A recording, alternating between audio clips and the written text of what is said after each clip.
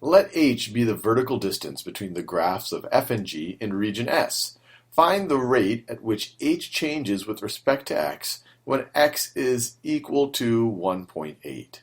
So we have region S right over here. You can't see it that well since I drew over it.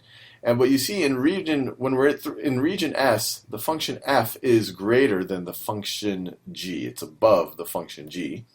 And so we can write h of x. We could write h of x as being equal to f of x minus g of x. And what we want to do is we want to find the rate at which h changes with respect to x. And so we could write that as h prime of, we could say h prime of x, but we want the rate when x is equal to 1.8. So h prime of 1.8 is what we want to figure out. Now we could evaluate f prime of 1.8 and g prime of 1.8, and to do that we would take the derivatives of each of these things, and we know how to do that. It's within our capabilities, but it's important to realize when you're taking the AP test that you have a calculator at your disposal, and a calculator can numerically integrate and it can numerically evaluate derivatives. And so whenever they actually want us to find the area or evaluate an integral where they give the endpoints or evaluate a derivative at a point, well, that's a pretty good sign that you could probably use your calculator here.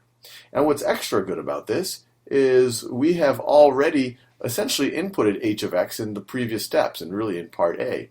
I had defined this function here, and this function is essentially h of x. I took the absolute value of it, so it's always positive over either region, but I could delete the absolute value if we want.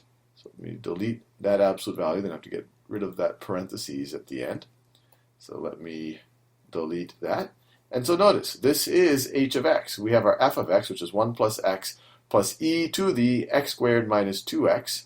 And then from that, we subtract g of x. So we have g of x was a positive x to the fourth, but we're subtracting. So negative x to the fourth. Let me show you g of x right over here. G of x is right over here. And notice, we are subtracting it. So the y1, as I've defined it in my calculator, and I just press this y equals button right over here, that is my h of x. And so now I can go back to the other screen, and I can evaluate its derivative when x is equal to 1.8. I go to math, I scroll down, we have n derivative right here, and so click enter there. And what am I going to take the derivative of? Well, the function y sub 1 that I've already defined in my calculator. I can go to variables, y variables, it's already selected function, so I'll just press enter, and I'll select the function y sub 1 that I've already defined.